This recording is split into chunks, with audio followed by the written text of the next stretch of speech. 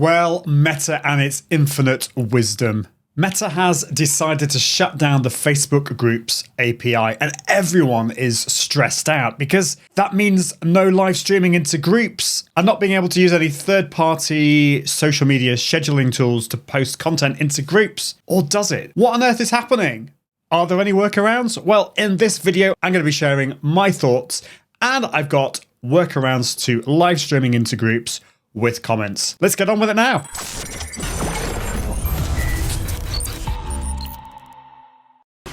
Well, on January the 23rd, 2024, Meta released an update, version 19.0 of the Facebook Groups API. What is an API? It sounds kind of scary, but it's a way for third-party tools to send and receive information with websites and services like Facebook. So it was a way for scheduling tools like Hootsuite and Agora Pulse to post content or schedule content directly on Facebook and Instagram and things like that.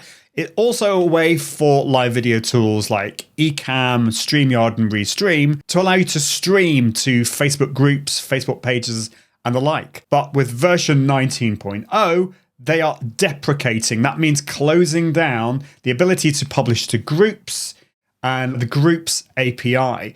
And as it says in this beautiful documentation here, these permissions, features, and abilities will be removed on April the 22nd, 2024. And as I record this in February, that doesn't give developers and us business owners very much time to look at other options. Many of us go live in Facebook groups because it's a great way to have a community, whether it's a paid community or a free community. Many of my friends have cohort courses that are held in Facebook groups. They go live, they interact with the comments. That is going away, kind of.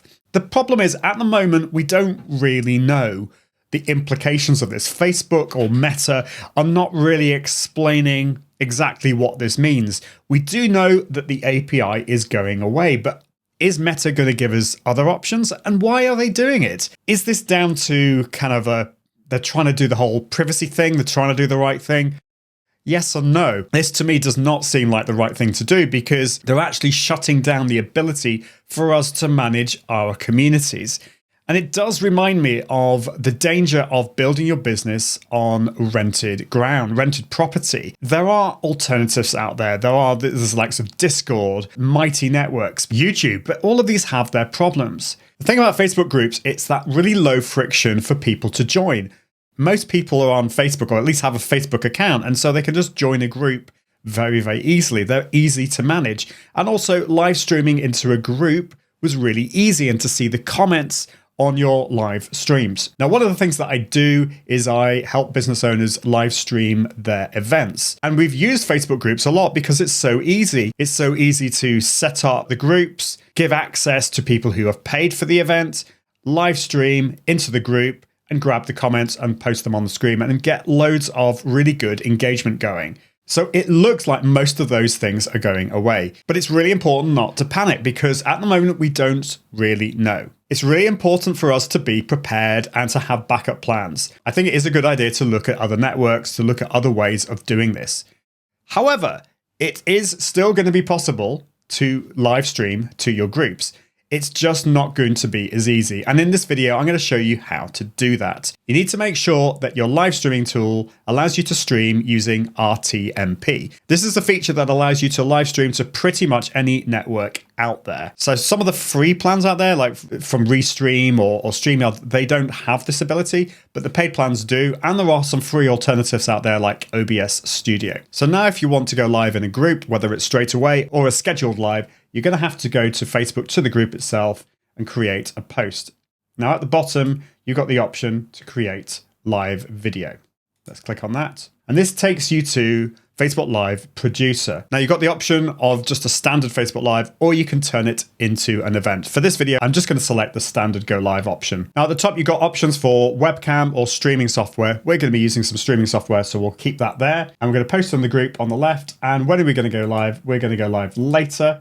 And I'm going to choose 1:30 p.m. They don't make it easy. So now I need to create the post. I'm going to put a title in. You can do all your normal things. You can tag people. You can share your feeling and activity, check in, that kind of stuff. Let's click on save. Now, as we're going to go live later, we don't necessarily need to test this, but I'm going to just copy the stream key here. And I'm going to go over to Ecamm, which is the tool that I use. Let's click on new. I'm going to add a new destination here, and I'm going to choose RTMP. So in here, I'm going to put Facebook group. Now, each time you go live, the stream key will change. Okay, let's just go down to advanced settings and grab the server URL. Copy that. I can paste that into here. Now, you've got the option to choose persistent stream key. This will mean that every time you go live in this group, it's going to be the same stream key. I quite like this idea, so I'm going to tick that on, and I'm going to copy, and then I'm going to tick that box there, click and copy the stream key over, and click add. So what's important here is that now your streaming software is not managing the schedule. So you don't need to click on any scheduling within here. Let's just test this by clicking go live. And going over to Facebook, it's saying here that it's connecting live video. We're not live yet, but you can see me there. So that's all working really well. That's great. I'm going to stop the streaming here and just check that everything else is looking okay. Let's now schedule that live video. Okay, we're not quite done yet. We now need to add this to the group. So click on add a group to promote. I'm going to tick the Confident Live Marketing Academy. And then slightly strangely, you have to then click on the cross at the top. But it is showing that it is promoting me there. So this isn't going to create a post in my group until I actually go live. If you want to have an announcement post, you're going to have to create it as an event, which is kind of a pain. Okay, let's manually start the live video early and see what happens.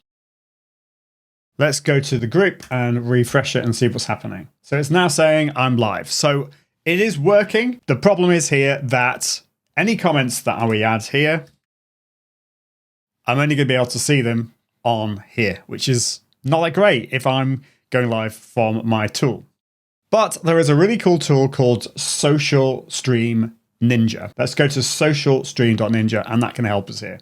This can allow us to highlight comments from groups and actually pretty much any network out there, including LinkedIn as well. The problem is it is a little bit geeky, and I'm going to try and make this as simple as possible for you. So the first thing you need to do is just to scroll down to where it says jump to download and install instructions. This will work on Chrome, Edge, and Brave. Firefox users, apparently there's a workaround, and I don't think this is going to work on Safari. So we need to click here to download the newest version of this. Okay, it's downloaded it as a zip. Let's just unzip the file. So it's now unzipped it. Now I want to go to my extensions. So I'm going to click on my extensions in Chrome, click on Manage Extensions. Now you do need to have developer mode on, which is on the top right. So do make sure you check that. And then I'm going to click on Load Unpacked on the left. This is allowing us to manually install this extension because it's not in the Chrome store. I can see Social Stream Main is there at the top. Let's double click on that and click on Select. So it says extension loaded. Now I want to pin this to the top. So I just need to scroll down until I see the Social Stream Ninja there.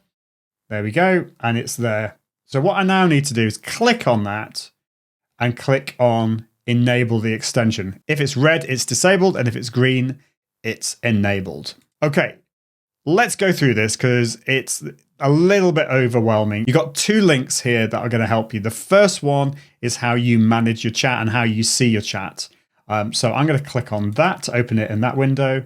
There's nothing there at the moment. I'm also going to click on that again and go down to the featured chat overlay. Let's click on that. And again, there's nothing there. So if I now go to the stream here and do a little test and then go back to here, I can see, hello, this is a test, which is great. Now, the cool thing about this is I can highlight one of these like this, hello, this is a test. And then on this little tab here, you can see, hello, this is a test, which is really, really cool. Now, there's a few other things that we can do with this extension. With the featured chat overlay, with the visibility, I can show the source icon, so where this was posted from. So in this case, it's Facebook. We can do things like use first names only. I can select each one here and it will appear on the screen. So how do we get this onto the stream? So if you're using a web-based tool like StreamYard or Restream, then you're going to have to share your screen to get these on. And you might want to just have this as a chat overlay.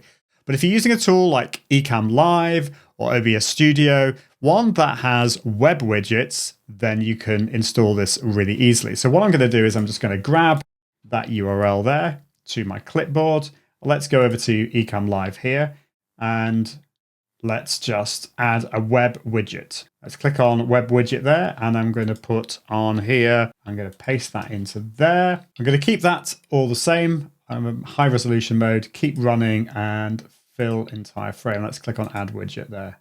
Okay, so I had to switch that off and on, but now you can see it's on the screen there. The Facebook group tab needs to be kept running so that the Chrome extension can see the comments, but you can mute it and you can put it in another tab. You don't need to have this tab open here. The dock, it's good to have that running somewhere in the background. So what I would do is I would just minimize, I'd make it a little bit smaller, and then you can manage that at the same time as you're using your software, just like that. So that is the workaround on how to use comments with Facebook groups.